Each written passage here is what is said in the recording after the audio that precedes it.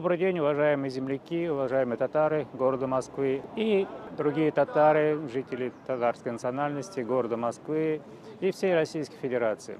Я хотел бы немножко рассказать о доме Асадуллаева. Дом Асадуллаева был построен на деньги уважаемого мецената Шамсе Асадуллаева, бакинского предпринимателя, еще в начале прошлого века. В 1904 году началось строительство его, и потом оно было завершено уже после смерти. Так как супруга Шамсе Асадуллаева была татарка, то уже дальнейший весь дом уже и вся, как говорится, работа пошла по объединению татар города Москвы, мусульман, которые проживали на территории города Москвы в то время, в начале прошлого века. И с тех пор этот дом принес пользу татарам города Москвы, мусульманам города Москвы, которые до 1940 года в этом доме находилась школа, где татары обучались родному языку, занимались своей культурой, и дом этот, как говорится, работал на пользу татарам города Москвы и всех татар на тот момент Советского Союза. Потом этот дом в связи с необходимостью был передан, как говорится, на государственные нужды, и в этом доме уже находился колледж МИД сначала Советского Союза, потом уже Российской Федерации. Сначала демократические преобразования в 1990-е годы дом усилиями общественников татар был снова возвращен татарам города Москвы. Решением правительства Российской Федерации дом был передан на, как говорится, безвозмездное пользование региональной татарской национальной культурной автономии города Москвы.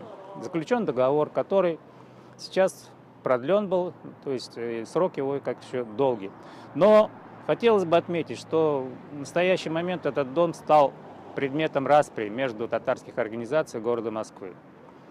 Никак наши татары города Москвы не соберутся вместе и не решат судьбу этого дома, чтобы вместе в этом доме собираться, решать проблемы татар, развивать культуру, чтобы этот дом служил общим интересам всего татарского населения города Москвы. В начале, как говорится, работы по объединению татар в 2012 году была проведена конференция, которая объединила уже на тот момент около 29 автономий было на тот момент зарегистрировано. И эти все автономии зарегистрировали, провели конференцию, которая была зарегистрирована Главным управлением Министерства юстиции города Москвы. И все. На этом дальнейшая, как говорится, работа пошла уже со всеми татарами города Москвы. Но нашлись какие-то силы деструктивные, которые решили снова, как говорится, дом этот забрать и пустить его, не знаю для чего, как говорится, для своих собственных нужд. Непонятно, кому это надо, кто прикрывает этих людей, для чего это они поступают. Опять дом оказался в руках одного человека. Все его фамилию знают, все его знают, татары города Москвы, но не знаю почему. Либо власти, либо кто-то, мы не дорабатываем. Но вот так получилось, что в конце прошлого года этот человек провел якобы конференцию. По моим сведениям, участники, якобы делегаты этой конференции, просто получили деньги и сыграли роль массовки. После этого документы были переданы Главному управлению Минюста, и Главное управление Министерства юстиции зарегистрировало этого исполняющего обязанности председателя региональной татарской национальной культурной автономии уже так называемым председателем.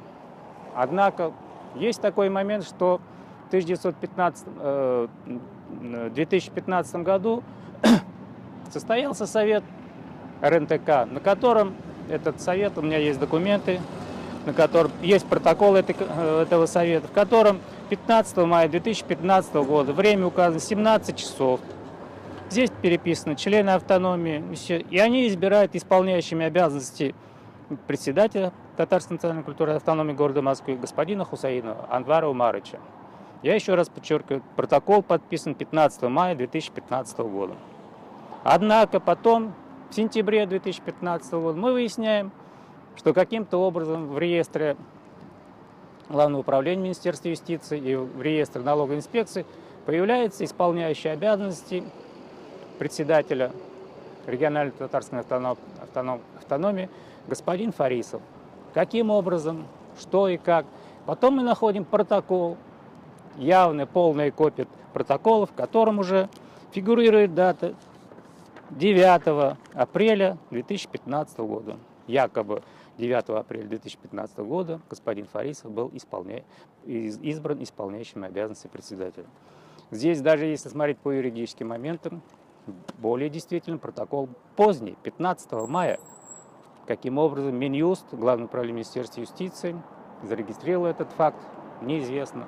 Это можно задавать вопрос уже Главное управление Министерства юстиции, Министерство юстиции Российской Федерации, вышестоящие органы. Но я не знаю, почему, каким образом так у нас Главное управление Министерства юстиции регистрирует вот эти моменты. Были направлены несколько раз жалобы, но, как говорится, корабль на том же месте, ничего не сдвигается. Почему, я не знаю. Вот, может быть, мы пытаемся обратиться в администрацию президента Российской Федерации, на балансе которого находится этот дом. Все-таки, чтобы разобрались с этим домом. Дом опять используется не по назначению. Более 2/3 зданий, помещений зданий сданы в аренду.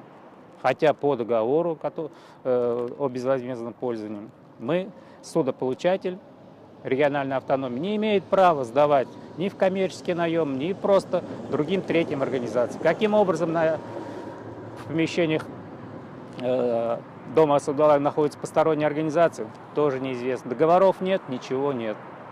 Также известно, что якобы на содержание этого дома спонсоры, такие как Татнефть, другие крупные российские организации, перечисляют деньги. Куда эти деньги уходят, тоже непонятно. Если проверить, можно проверить и узнать это. Только просто проверить баланс этой организации, который должен сдаваться в налоговую инспекцию. Посмотреть, допустим, получили они в этот месяц энную сумму, куда она потрачена. Должен быть бухгалтерский баланс. Можно посмотреть. Но, однако, эти документы общественности не предъявляются. Никто, как говорится, отчет не предоставляет. И куда уходят деньги, которые получают от аренды, тоже неизвестно. Дом ветшает. Ремонт, как говорится, делается, как всегда, косметический. Летом покрасили, за зиму все облупилось. Не знаю. Вот. Я думаю, пора уже татарам города Москвы проснуться и собраться все вместе, решить этот вопрос, чтобы дом татар, который был уже более 100 лет служил татарам, дальше продолжал служить татарам, но не одной кучки маленькой, а всех татар города Москвы. Чтобы сюда приезжали татары из Татарстана, с Башкортостана, объединялись с других регионов. И мы здесь могли показать, что татары города Москвы могут себя действительно показать и сохранить свою культуру, свой язык и свои традиции. Благодаря тому, что мы собрались и будем собираться в этом хорошем доме, лишь бы пустить его на благое дело. Вот что я могу сказать. Я прошу просто татар города Москвы объединиться, собраться и решить вопрос с самозваными людьми, которые определяют сами, за деньги себя назначают председателями, потом руководят там 1-2 организациями, хотя вас в Москве, я еще раз сказал, около 30 татарских организаций. Где они? Почему их не принимают? Это мне непонятно. Кто что? И вот я хотел бы сказать, уважаемые татары города Москвы, проснитесь и решите вопрос с домом Асадуллаева. Возьмите его в свои руки. Все-таки татары неотделимы от ислама, традиционного ислама. Мы хотели бы, чтобы муфти Российской Федерации, господин Равиль Гайнуддин, обратил внимание на эту ситуацию.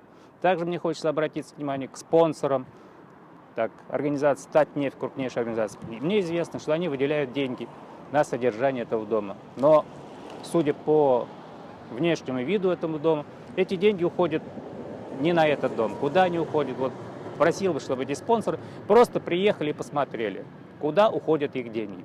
Есть другие организации, которые, депутаты, почему они не смотрят? Есть депутат от Татарстана, господин Гильмудинов. Почему он, имея кабинет в этом здании, не смотрит, как это здание используется по назначению, либо не по назначению? Вот это хотелось бы тоже обратиться и сказать. То есть правительство Татарстана, все-таки вы, как государство, образующее нацию Татарстана, поддержать народ татар города Москвы в этом вопросе. То есть вот мой такой вопрос к этим организациям, властным структурам, Министерству юстиции Российской Федерации, Главному управлению Министерства юстиции, разобраться все-таки в ситуации вокруг этого дома. Больше мне уж нечего сказать. Я уже, как говорится, несколько лет пытаюсь восстановить законность, но мои усилия пока тщетны.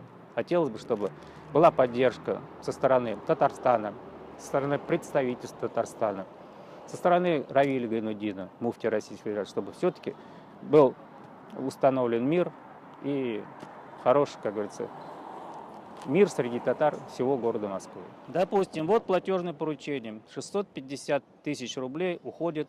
Куда уходит? На счет ООО ПФТС. Что это за организация? Какие она услуги оказала автономии? Это одна платежка. Потом идет у нас второе платежное поручение. Эту сумму уже опять оплачивает Татарская национальная культурная автономия. Здесь уже 1 000 000 рублей уходит. Опять на счет ООО ПФТС. Что за организация? Опять услуги на 1 000 000 рублей. Какие услуги эта организация оказывает региональной автономии? Вот я, как уже говорил, протокол не конференции, а Совета автономии от 9 апреля 2015 года, 17 часов. Однако есть такой же протокол. Вот этот же протокол. Но он идет уже от 15 мая 2015 года, 17 часов, то же самое, все то же самое, но здесь отмечаем, если по протоколу от 15 мая 2015 года исполняющим обязанности избран господин Хусаинов, то по протоколу 9 апреля почему-то числится господин Фарисов. Каким образом? Вот это уже идет, как говорится, уголовное действие, которое называется статья мошенничества, подкладывание, то есть предоставление заведомо ложных сведений. А Главное управление Министерства юстиции это регистрирует, обращались, показывали, а им, как говорится, все равно. Есть решение, апелляционное определение 28 ноября 2013 года Московского городского суда, по которому все решения, принятые майской конференции 2012 года, оставлены в силе. И Мосгорсуд постановил по делу новое решение. Удовлетворение исковых требований Татарской национальной культурной автономии, Южного административного города Москвы, местная Татарская национальная культурная автономия, Юго-Западный округ города Москвы, о признании действительным решений, принятых на отчетной выборной конференции региональной автономии от 25 мая 2012 года, отказать. Таким образом, Мосгорсуд признал легитимность проведения конференции 25 мая 2012 года. Почему Министерство юстиции отказывается регистрировать данное решение суда? Риторический вопрос, который повисает воздухом. Неужели здесь коррупционная составляющая?